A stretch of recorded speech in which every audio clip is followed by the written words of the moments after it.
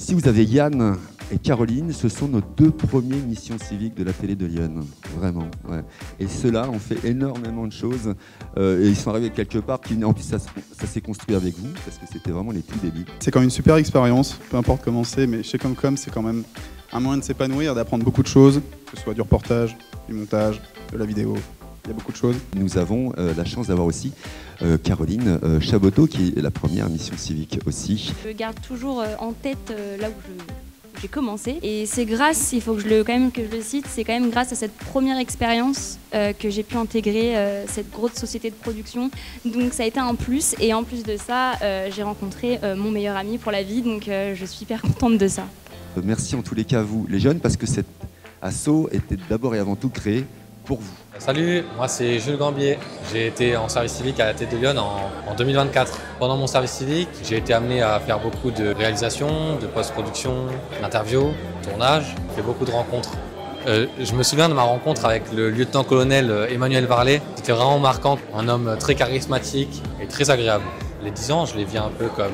c'est quand même quelque chose d'exceptionnel parce qu'une association qui dure 10 ans, c'est pas tous les coins de rue qu'on en croise. Mais moi, je suis arrivé il n'y a pas forcément très longtemps, donc je me rends pas compte. Après, quand je vois tous les services civiques qui sont venus, etc., c'est là que je me rends compte qu'il y a eu vraiment beaucoup de monde avant moi. La télé de Lyon, elle m'a apporté pas mal de choses. Ça m'a redonné un peu de confiance en moi au niveau de la prise de parole en public. Et via les rencontres que j'ai faites, via les reportages que j'ai faits, les découvertes que j'ai fait, etc., j'ai pu remplir ma valise de compétences et grandir, quoi. C'est Johan, voilà, ex-télé de Lyon. C'était vraiment une période incroyable. Moi, je voulais être animateur, absolument. C'est mon rêve depuis que je suis gosse, animateur radio. J'avais déjà fait avant ça de la radio dans une radio locale à Sens. Et ensuite, je suis arrivé au service civique. Et on est arrivé en octobre 2020. Nouveau confinement en hiver. Il a fallu improviser. Donc, on a mis en place une émission culte. Donc, voilà, restons couverts et on a appris beaucoup de choses. Blague à part, on a appris beaucoup de choses. Moi, j'ai animé dans Restons couverts une émission qui s'appelait La vie sauvage. Et j'ai eu l'occasion de présenter le journal aussi. Et ça, c'était formateur, le fait de rester en direct et d'être sérieux. C'est vrai que on s'est formé à une très bonne école qui nous a appris beaucoup de on a appris beaucoup de choses différentes. Énormément de choses. Moi, j'ai pu toucher à tout. À l'époque, j'étais déjà un touche à tout, encore maintenant.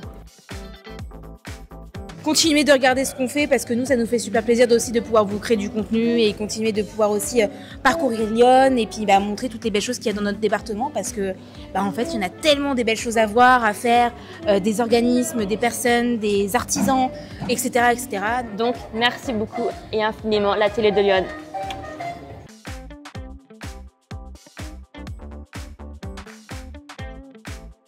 Faites preuve d'imagination devant votre programme avec l'espace culturel Leclerc de Saint-Denis-l'Essence.